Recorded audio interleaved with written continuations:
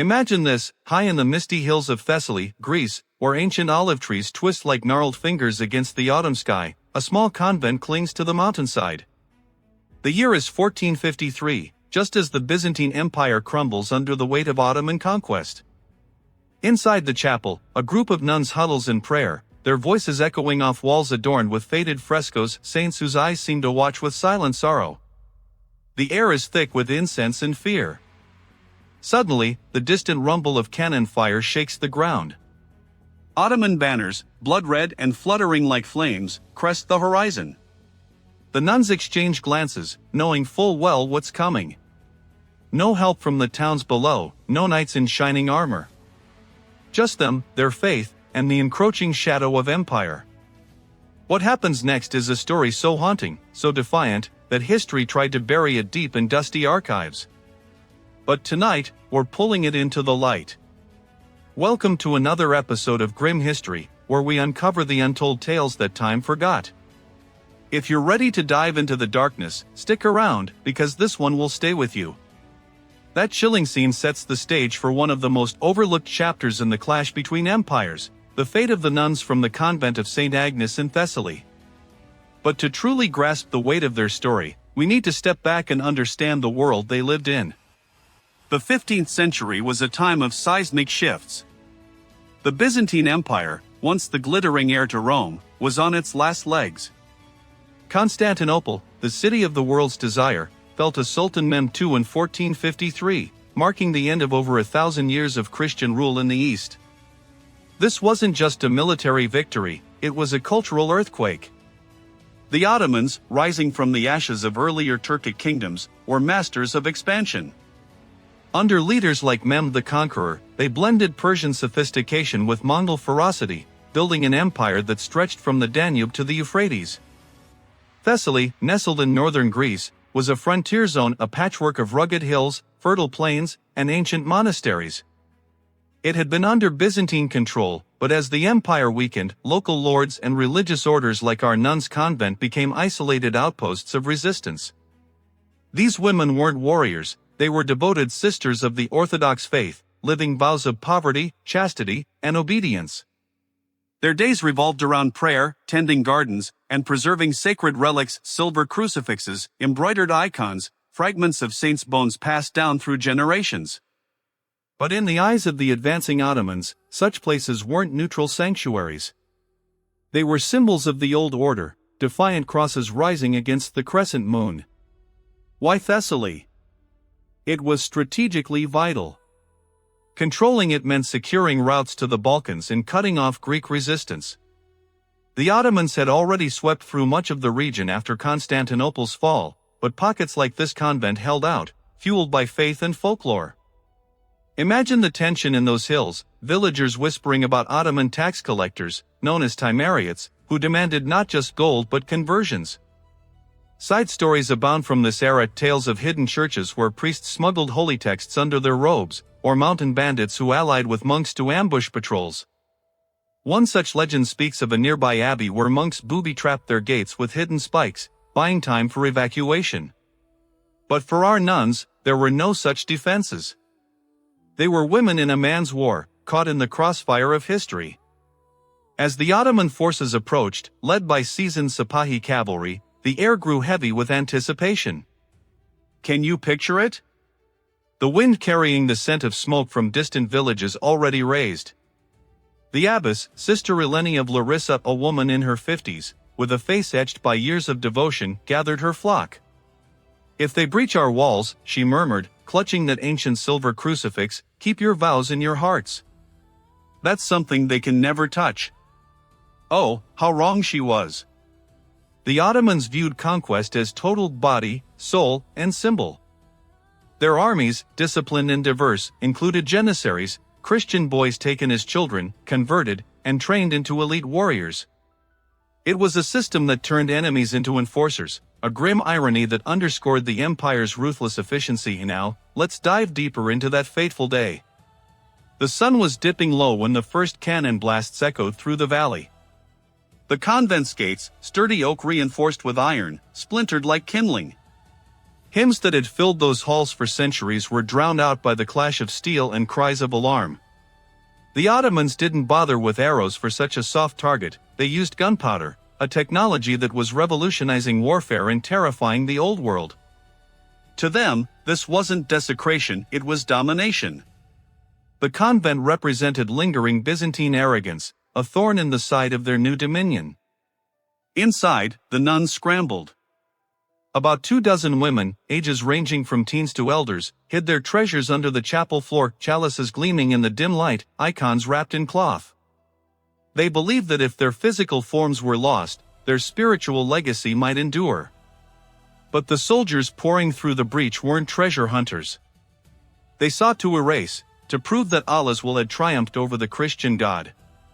By nightfall, flames licked the wooden beams, turning the convent into a pyre. The surviving sisters, 22 in all, were rounded up in the courtyard, their white habits flickering gold in the torchlight. Bound with rough ropes, they faced their captors, hardened men from distant lands, some perhaps haunted by their own forced conversions. What happened next veers into legend, but it's grounded in archival whispers. As the captain barked orders, promising an audience with the Pasha, a lie meant to quell resistance, the nuns did something extraordinary. Instead of screams, they raised their voices in song. The Agnus Dei, Lamb of God, who takes away the sins of the world, have mercy on us. Trembling yet unbroken, their chant cut through the chaos like a blade. The Ottoman captain, a battle-scarred veteran, paused. Was it mockery? Pity? He dragged Sister Eleni forward, offering mercy if she renounced her faith. Her response, steady as stone, I have already given my life. What else can you take? He turned away, leaving her to fate. The details are sparse, church chroniclers shied away from the horror, and Ottoman records glossed it as discipline for defiance. But European letters later immortalized her as Eleni of Larissa, the nun who wouldn't kneel. By dawn, the convent was rubble. Bells melted down for coins, the rooftop cross carted off as a trophy. Smoke curled from the refectory where the sisters had shared simple meals in silence. Ottoman flags waved from the ruins, signaling victory. Yet, rumors soon swirled in nearby villages. On windy nights, ghostly prayers echoed from the ashes. Was it wind? Imagination? Or the unyielding spirit of those women? The march began immediately. The 22 survivors, habits torn and ankles chained, were herded south toward the coast. No mercy for the weak, the sun beat down mercilessly on the dusty roads, turning the journey into a trial by fire. These women, cloistered their whole lives, now stumbled through a world of thorns and thirst. When one fell, another would lift her, preserving a shred of dignity. Sister Eleni's words lingered, if you cannot hold the cross, hold each other. It was a mantra that bound them tighter than any rope. After 7 grueling days, they reached Volos, a bustling port under Ottoman control. Waiting were galleys, sleek ships built for speed and subjugation, oars manned by slaves. The nuns were shackled to benches amid criminals and captives from across the Balkans. As sails unfurled and Greece faded, everything familiar vanished. The voyage to Constantinople lasted 12 storm-tossed days. Waves crashed, salt burned wounds, hunger gnawed. But the deepest wound was isolation, treated as ghosts, spoken to only in commands. At night, the youngest, Sister Magdalena, a girl barely out of her teens, whispered psalms. Her faint voice drew even fellow prisoners, Greeks, Serbs, Italians, to listen, a fleeting moment of solace amid the roar of the sea. Arriving in the Bosphorus, the sisters beheld Constantinople's splendor, domes and minarets piercing the dawn, a city reborn as Istanbul. Once the heart of Christendom, now the Ottoman throne. Paraded through crowded streets, past merchants hawking spices, soldiers in gleaming armor, slaves in chains, the nuns were a spectacle. Christian holy women as captives? Rare, even in this empire of conquests. Led past the ancient walls toward the imperial district, they knelt in Hagia Sophia's shadow. As the muezzin's call rang out, one whispered, "We are home, but it is no longer ours." How must that have felt? To see your sacred cathedral turned mosque, a monument to loss. Their trial unfolded in the Divan-i-Humayun, the imperial council hall, a marble expanse of power, columns soaring like judgments from on high. The Grand Vizier, impassive amid scribes and guards, offered mercy, convert, gain new lives in the palace. Refuse, face discipline of faith, a euphemism for oblivion. Silence met his words. Then Sister Dorothea, an elder with fire in her eyes, stepped forward. You may rename us, but you cannot rewrite our prayers. The vizier, unmoved, waved them away, not to death, but to the bowels of Topkapi Palace. A prison disguised as service. Beneath the opulent gardens lay a labyrinth of damp stone halls, slits of light barely piercing the gloom. Stripped of habits, clad in rags, they were assigned menial tasks, scrubbing floors, sewing garments, stoking fires for the elite above. It was designed to erode their spirit, turn devotion into drudgery. But these women, forged in monastic hardship, saw suffering as sacrament. Hunger? They'd fasted before. Solitude? Their vows embraced it. In secret, they prayed, carving crosses into walls, tracing verses in dust. Their silence became a shield, echoing through tunnels louder than words. Whispers spread among palace servants, the silent sisters, cursed or saintly, who never begged. This defiance evolved. When kindness came, better food, silken offers from imams promising peace through conversion, they resisted. Your God and ours are not enemies, one said. But to them, acceptance meant erasure.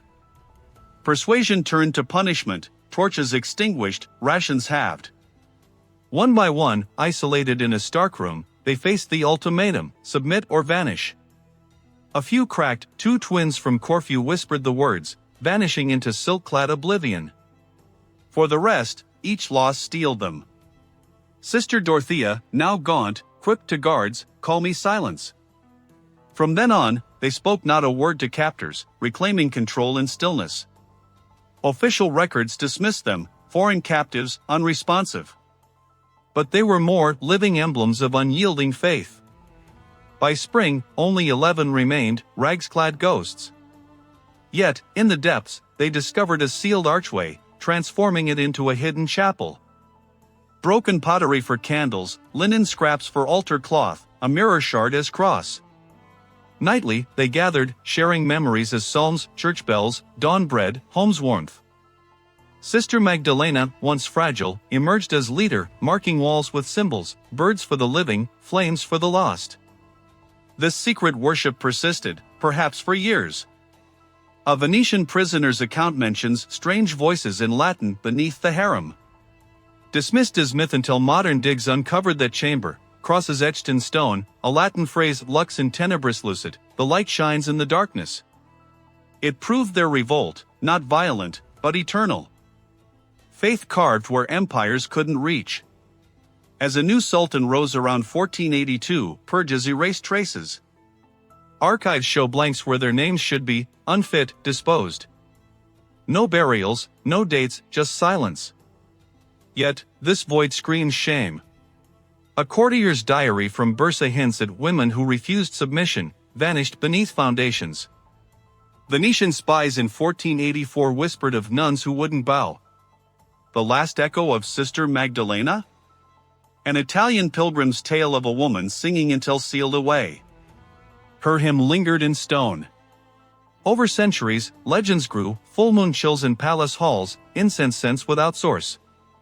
A 1712 French diplomat scoffed at Christian women singing to heaven, but the walls knew better. Today, those carvings stand as testament, faded prayers refusing forgetfulness. What does this tell us? In an age of conquest, these nuns embodied resistance's quiet power. Not through arms, but endurance. Their story parallels others, like the Albanian Skanderbeg's uprisings or hidden Christian communities in Anatolia. It highlights faith's role and identity amid empire, how the Ottoman's Devshirme system aimed to assimilate, yet some souls remained unbreakable. Educationally, it reminds us history isn't just victors' tales, it's the whispers of the vanished. Their silence still speaks. If this tale stirred something in you, the chill of defiance, the weight of loss, drop a comment below. What hit hardest? And if you're hooked on these shadows of the past, hit subscribe. We've got more untold histories waiting. Until next time, remember, some truths endure, no matter the darkness.